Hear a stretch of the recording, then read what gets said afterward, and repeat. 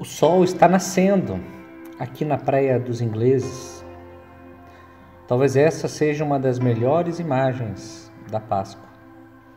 Assim como o sol surge pela manhã, um novo mundo surgiu em Jesus Cristo.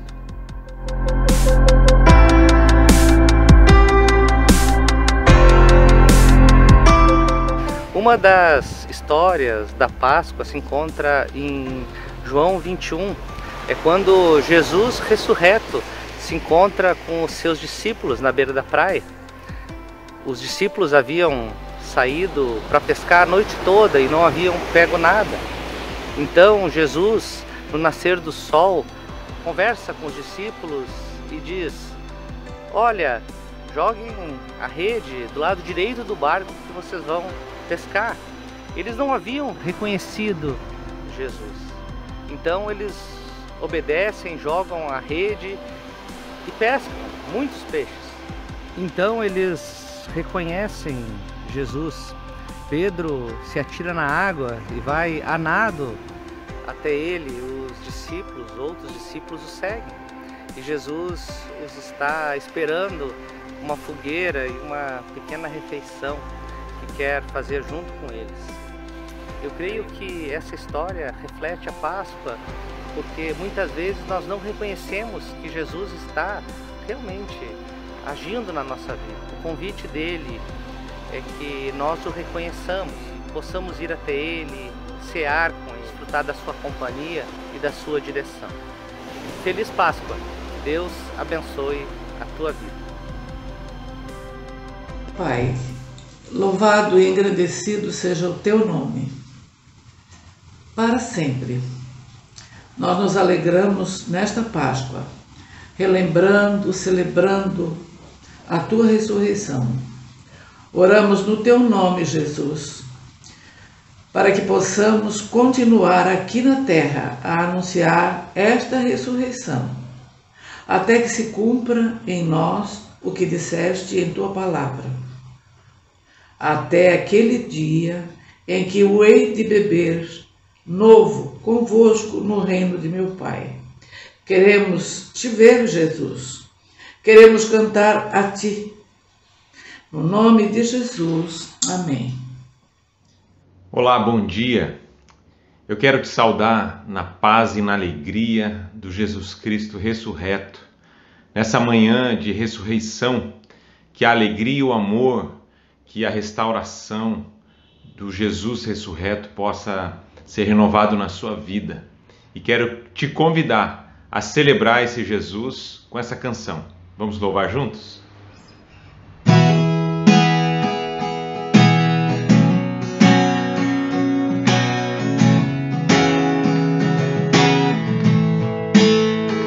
Poderoso, nunca falhará, maravilhoso Deus, mais que buscamos, mais que pedimos, grandes coisas faz, ressurgiu, a morte venceu, nosso Deus é poderoso, em seu nome vamos vencer, nosso Deus é poderoso.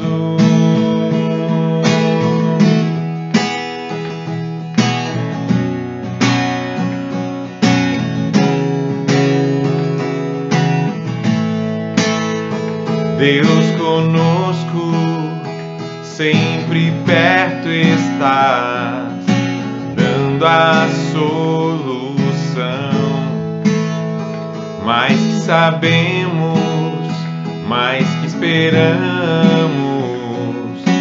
grandes coisas faz, ressurgiu, a morte venceu, nosso Deus é poderoso, em seu nome vamos vencer, nosso Deus é poderoso.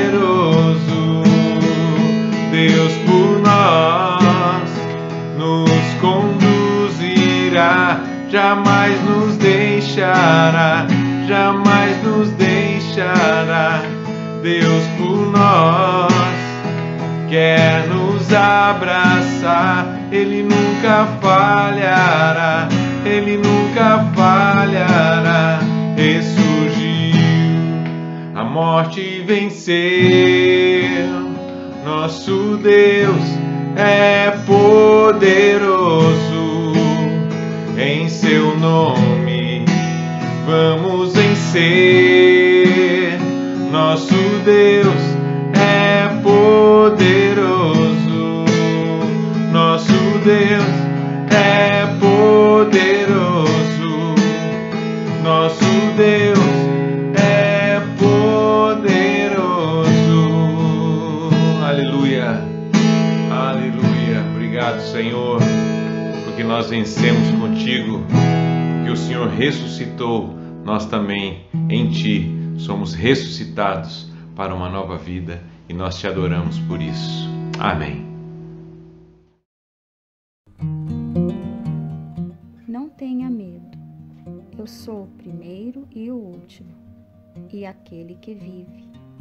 Estive morto, mas eis que estou vivo para todo sempre, e tenho as chaves da morte e do inferno. Olá, boa noite. Gostaria de desejar a todos os irmãos uma feliz Páscoa. Páscoa é uma palavra hebraica que significa a passagem da morte para a vida. A Páscoa é a celebração da salvação. Jesus morreu na cruz para nos salvar. Quem crê em Jesus como Salvador está salvo. A Páscoa é uma das festas mais importantes para nós cristãos,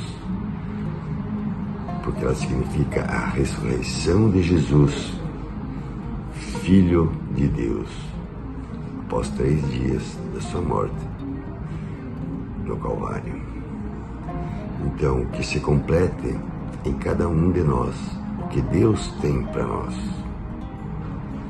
vivendo a Páscoa como vida, como ressurreição, como salvação.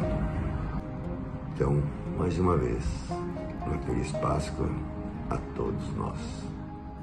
Amém. Olá, pessoal. Celebramos a Páscoa. Páscoa é um momento em que devemos lembrar do grande amor de Deus, o Deus nosso Pai, que não mediu esforços, mandou seu Filho Jesus para morrer no nosso lugar. Amor maior do que esse não existe. Então celebremos essa Páscoa com esse sentimento de gratidão ao nosso Deus. Feliz Páscoa! Olá, povo de Deus. Eu estou passando aqui para desejar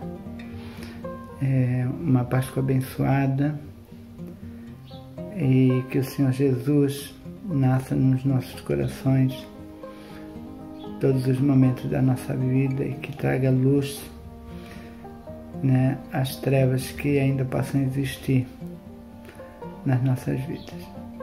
Deus abençoe. Beijos.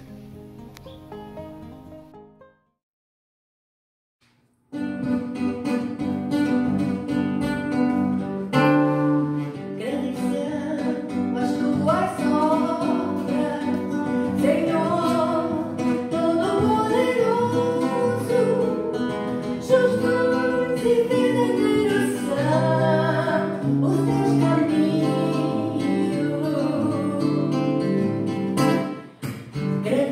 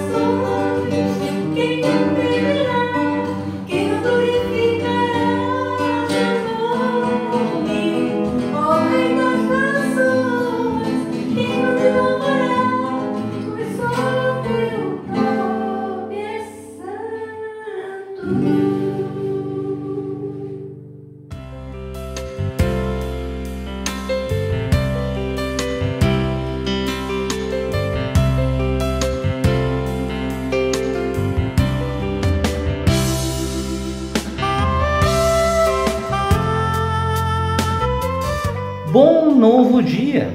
Esse é o sentido da Páscoa, com certeza a maior festa cristã. Ela representa um novo momento para o mundo, uma realidade que foi inaugurada em e através de Jesus. No entanto, eu sei que nós vivemos momentos difíceis com essa pandemia, especialmente aqui no Brasil. O número de mortos vem aumentando a cada dia, muitos estão sofrendo e com medo do que ainda está por vir, mas a Páscoa, gente, é a festa da esperança. Algo novo aconteceu que nos faz olhar além das dificuldades pelas quais nós estamos passando. E é sobre isso que eu gostaria de falar hoje, como a Páscoa pode nos dar esperança. Eu te convido a ler o texto de Lucas 24, 36 a 43. É o momento quando Jesus, recém-ressuscitado, ele chega diante dos discípulos e eles se assustam porque acham que estão vendo um tipo de fantasma.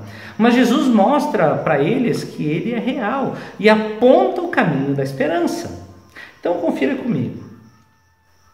Enquanto falavam sobre isso, o próprio Jesus apresentou-se entre eles e lhes disse: paz seja com vocês. Eles ficaram assustados e com medo, pensando que estavam vendo um espírito. Ele lhes disse: por que vocês estão perturbados e por que se levantam dúvidas em seus corações? Vejam as minhas mãos e os meus pés, sou eu mesmo. Toquem-me e vejam. Um espírito não tem carne nem ossos, como vocês estão vendo que eu tenho. Tendo dito isso, mostrou-lhe as mãos e os pés. E por não crerem ainda, tão cheios estavam de alegria e de espanto, ele lhes perguntou: vocês têm algo para comer? Deram-lhe um pedaço de peixe assado e ele o comeu na presença deles. Eu acredito que essa pequena história ela foi escrita para a maioria das pessoas que vivem em Florianópolis e em boa parte do Brasil, porque elas se sentem confortáveis com a Páscoa, confortáveis com a mensagem da Páscoa, a ponto de não perceberem o quanto ela dá esperança para todas as pessoas. Muitos dizem o seguinte: olha, eu amo a história da Páscoa, eu acho que é algo bonito, eu acho que é algo inspirador, mas realmente essas pessoas não acreditam que essa seja uma história real. Elas não acreditam que houve uma ressurreição física real. Talvez alguém diga, inclusive, que a história foi adaptada no decorrer dos anos para que o seu ensino permanecesse vivo, mas que de fato ela não faz sentido algum.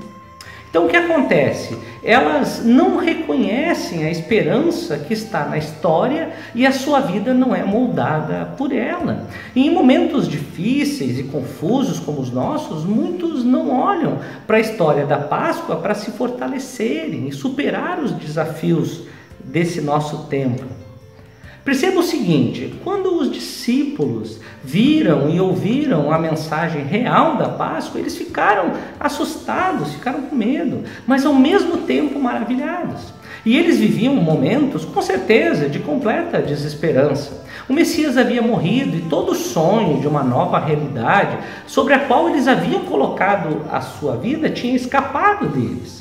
Além disso, eles estavam sendo perseguidos por algo que supostamente não havia se concretizado. Então, o que Lucas está nos mostrando aqui é algo muito impactante. Quando Jesus se apresenta como Messias ressuscitado, ele observa o total desconforto dos discípulos e diz: olhem, eu não sou um espírito que anda, eu não sou um fantasma. Um espírito não tem carne e ossos como eu, então toque em mim, me dê um peixe para comer. Os espíritos não comem dessa maneira. A mensagem da Páscoa, portanto, é essa: Jesus ainda tem carne e ossos. Jesus agora tem carne e ossos. E se você entender do jeito que os discípulos entenderam, você será com certeza movido de um absoluto espanto para uma incrível alegria. E você jamais ficará confortável. Porque é exatamente esse desconforto que dá esperança. Eu gostaria, portanto, de lançar esse grande desafio para você na Páscoa. Mude o seu pensamento em relação à ressurreição de Jesus para você experimentar a esperança. Vamos falar um pouco mais sobre isso.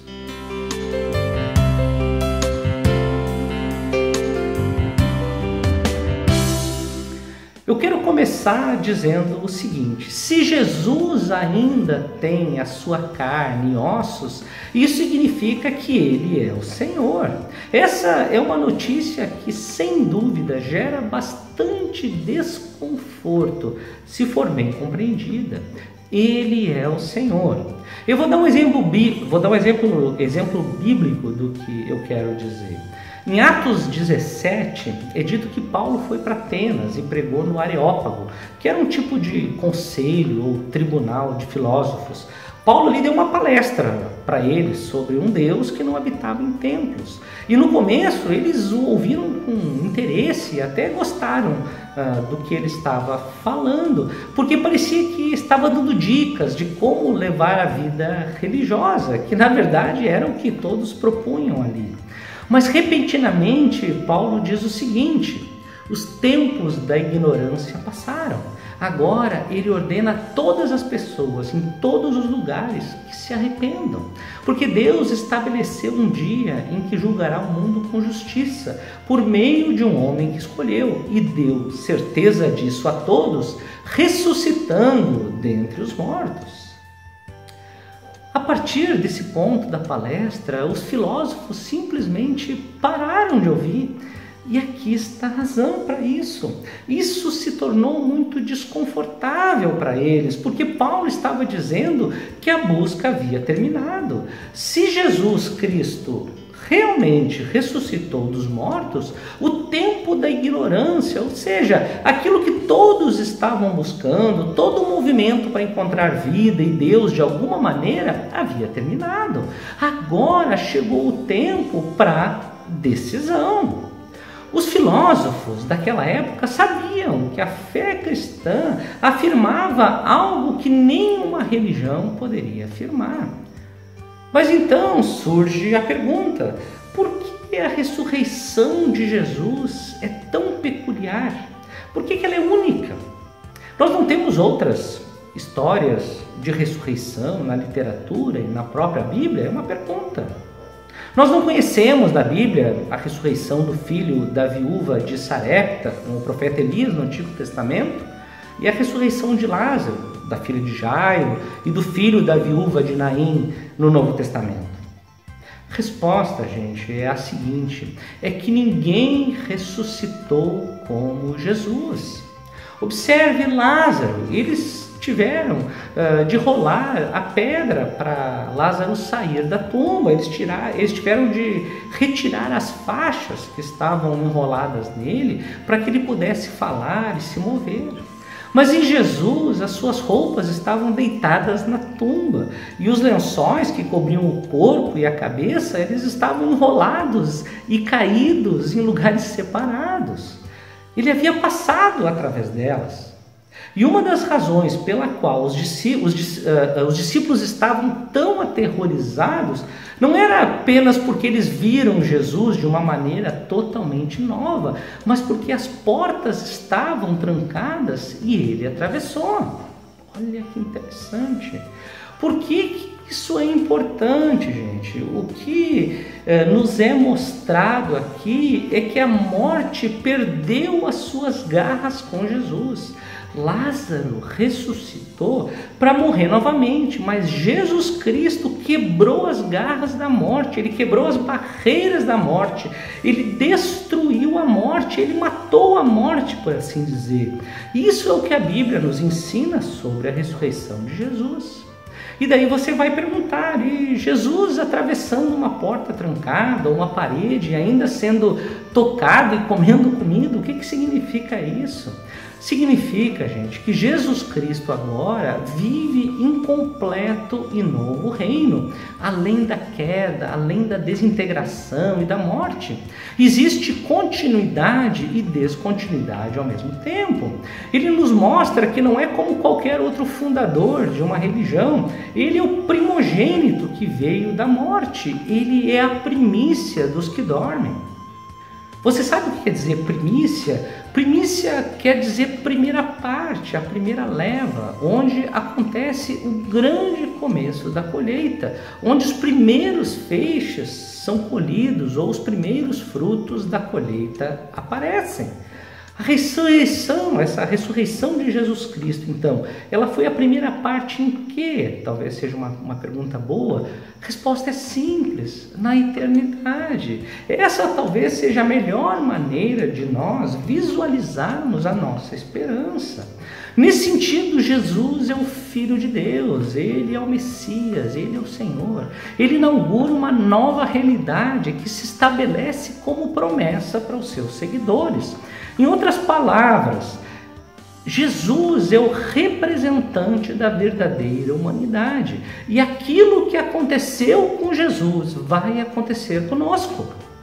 Veja, Jesus não apenas ressuscitou para morrer novamente. Ele morreu e ressuscitou para vencer a morte. Ele quebrou a morte ao meio e surgiu através dela. Isso, com certeza, talvez seja tão desconfortante para você e para mim como foi para os discípulos. É realmente algo surpreendente. Agora, o que significa isso para os filósofos? O que significa para mim e para você hoje de maneira prática? Significa que a busca terminou. O dia do arrependimento chegou. É hora de tomar uma decisão. Porque toda religião aponta um caminho para a vida. Olha, faça isso e aquilo e você vai ser salvo, você vai encontrar o divino. Mas Jesus Cristo mostra as suas mãos e diz: eu sou a vida. Eu não sou como um mestre que dá dicas que você pode usar a fim de obter a vida. Eu sou a vida para o qual todas as dicas apontam. E isso nos dá esperança. Essa é a razão pela qual a ressurreição é tão desconfortável hoje. É porque as pessoas a espiritualizam, acham que ela é uma inspiração, mas que não aconteceu literalmente. E com isso elas perdem a esperança. O que acontece, na verdade, é que as pessoas querem viver do jeito que elas acham melhor, e isso justifica uma infinita busca por alguma coisa. Mas Jesus disse: eu não sou um caminho para a verdade. Eu sou a verdade. Eu não estou apontando para a vida. Eu sou a vida. Eu destruí a morte e a única maneira de você passar por ela é através de mim. Isso significa, gente, que a busca está concluída. O dia da decisão é agora. Vamos até Ele, dobremos o joelho. Ele é o Senhor. Você compreende a dimensão disso? Olhe mais uma vez para o que Lucas está dizendo com o relato que nós lemos. Acho que é algo mais ou menos assim, nós sabemos que dizer que Jesus ressuscitou dos mortos é algo aparentemente absurdo, é uma afirmação escandalosa. Nós sabemos que essa é uma sociedade, vamos dizer, pluralista, onde todo mundo tem a sua própria religião, mas nós sabemos, no entanto, que a nossa afirmação é verdade porque Jesus ressuscitou. E nós sabemos que isso é escandaloso, mas o que nós podemos fazer? Nós ouvimos ele com os nossos ouvidos reais, observamos ele comendo peixe assado, nós o sentimos com as nossas mãos reais. O que nós podemos fazer? É isso que Lucas está afirmando aqui, bem como todos os outros evangelistas. Pessoal, existem muitas evidências da ressurreição de Jesus. Eu te convido a pesquisar e tirar suas próprias conclusões, mas eu quero te deixar uma palavra do teólogo britânico John Stott. Qualquer um que encontrou Jesus tem apenas 3 maneiras de responder a ele. Pode ficar amedrontado e correr dele, pode dizer que tudo é uma mentira e rejeitá-lo completamente, ou pode, enfim, adorá-lo, dobrar os seus joelhos diante dele e entrar em um completo novo mundo. Gente, não há outra resposta. Você não pode ficar indiferente a uma realidade tão impactante. Se você realmente olhar para a história da Páscoa, como ela pede, você pode fugir de Jesus, você pode rejeitar Jesus, ou você pode dobrar os seus joelhos e adorá-lo. Mas você não pode ter um relacionamento com ele que muitos têm hoje em dia. Não existe essa opção. Percebam o fundamento da esperança. Jesus Cristo ressurreto possui carne e ossos. Ele verdadeiramente é o Messias, ele é o Senhor. Ele verdadeiramente ressuscitou dos mortos, inaugurou um novo reino que está disponível para todo aquele que o seguir.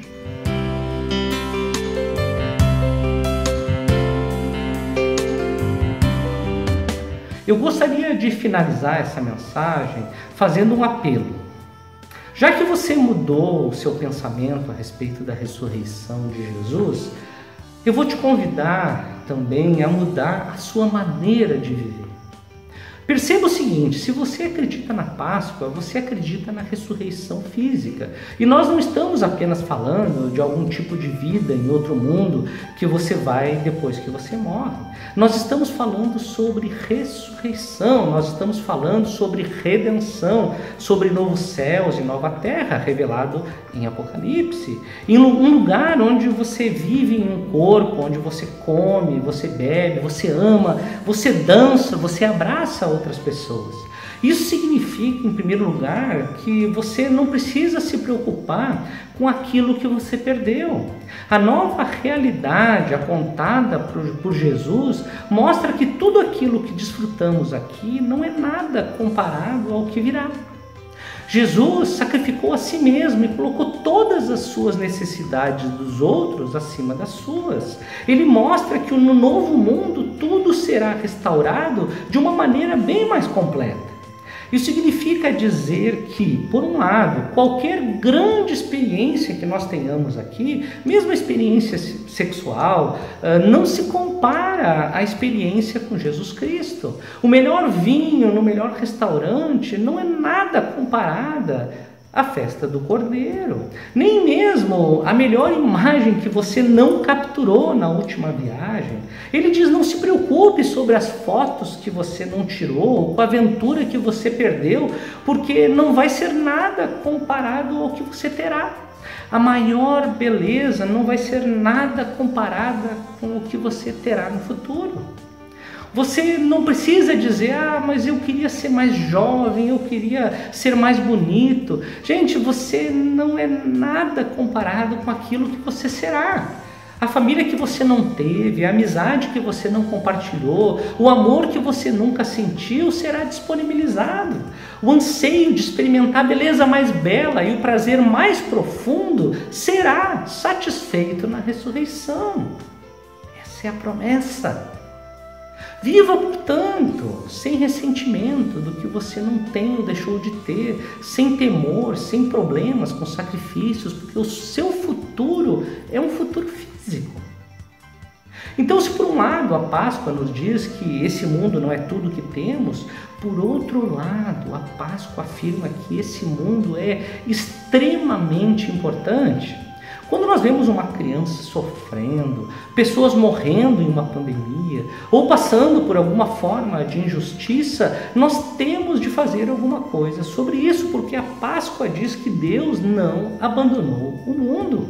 Se Ele nos salvará no futuro, isso quer dizer que Ele está vindo para o mundo, que Ele irá curar o mundo. Jesus é apenas o primeiro fruto da morte. Ele está começando uma nova criação. Ele irá curar todos e teremos novos corpos, novas almas, novos céus e nova terra, novo mundo, enfim. Então nós lutamos agora, nós cuidamos das coisas.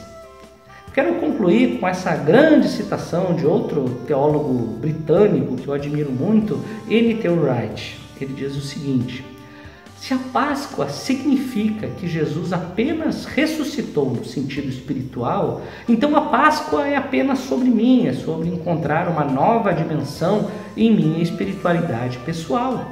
Mas se Jesus Cristo verdadeiramente ressuscitou dos mortos, o cristianismo se tornou boas novas para o mundo inteiro, não apenas para mim. São boas novas que aquecem o nosso coração, precisamente porque não é sobre corações aquecidos. Ter a Páscoa significa que em um mundo onde a injustiça, a violência e a degradação são endêmicas, Deus não está preparado para tolerar qualquer dessas coisas e que nós plantaremos e trabalharemos com toda a energia de Deus para implementar a vitória de Jesus sobre elas. Tire a Páscoa e Karl Barth está certo em acusar o cristianismo de ignorar os problemas do mundo material. Tire a Páscoa e Freud está certo em dizer que o cristianismo é o cumprimento de um desejo. Tire a Páscoa e Nietzsche está certo, o filósofo Nietzsche está certo em dizer que ela é apenas para os fracos. Agora você tem a Páscoa. Pare de espiritualizar e obtenha toda a coragem, a alegria e todo o senso de importância desse mundo. Se Jesus tem carne e ossos, por um lado você pode relaxar e viver em esperança, mas por outro lado você deve lutar por esse mundo. É nesse contexto que podemos ouvir a última orientação de Jesus aos seus discípulos, conforme descrito no livro de Mateus. Vão e façam discípulos de todas as nações, batizando-os em nome do Pai, do Filho e do Espírito Santo, ensinando-os a obedecer a tudo que lhes ordenei, e eu estarei sempre com vocês até o fim dos tempos. Amém. Vamos orar? Pai de amor, Pai querido, em nome de Jesus, eu peço que a Tua esperança se estabeleça em nossos corações, que a certeza da Tua ressurreição entre no nosso pensamento e molde a nossa vida. Que ele saia da mente, vá para o coração e que nós possamos organizar toda a nossa vida a partir dessa realidade revelada em através de Jesus. Obrigado, Deus, pela Tua misericórdia, porque Tu nos amou primeiro.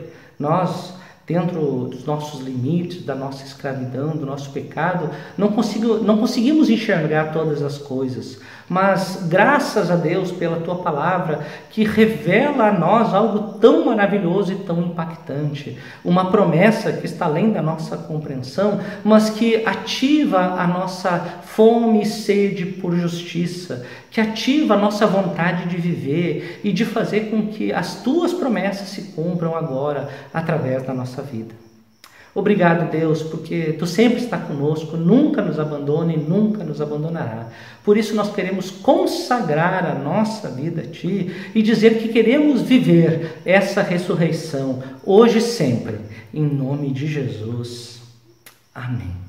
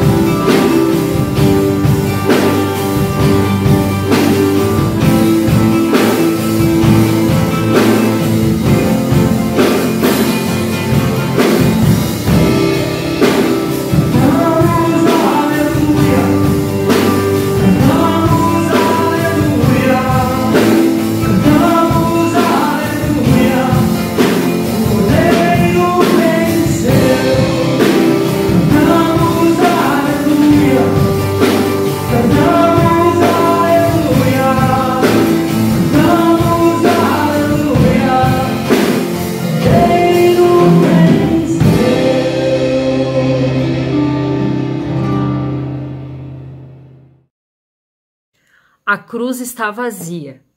Cristo vive. Cristo vive e nos convida a caminhar ao seu lado, a partilhar o seu amor e a sua paz. Vamos juntos caminhar com Jesus e viver todo esse presente que Ele nos deu de graça?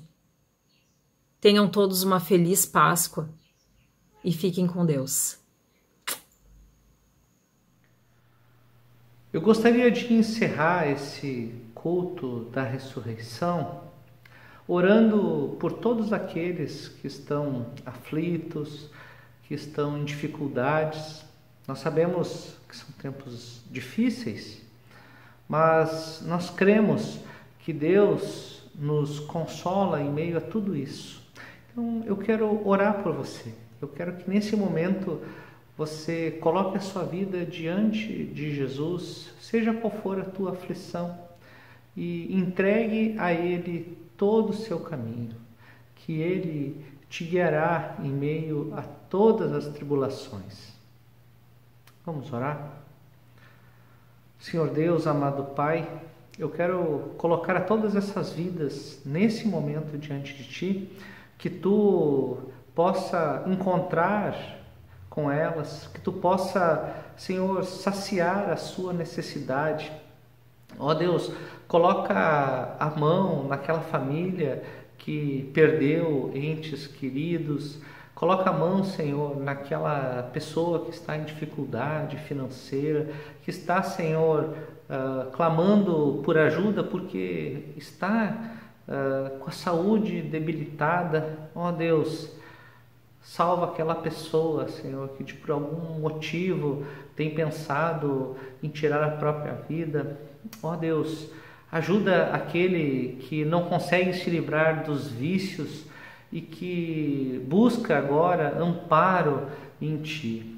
Ó Deus, visita todas as pessoas aqui da nossa região e do Brasil e todos aqueles que nos ouvem, de forma que a Tua mão possa ser sentida e possa ser crida, Senhor, hoje e sempre. Amém.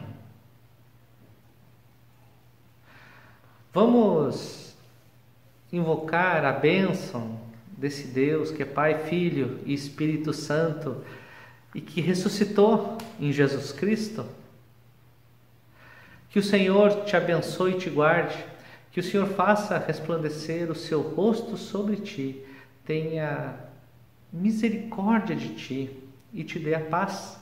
Que a graça do nosso Senhor e Salvador Jesus Cristo, que o amor infinito de Deus o Pai e as consolações do Espírito Santo estejam sobre a tua vida e sobre ela permaneçam hoje e sempre.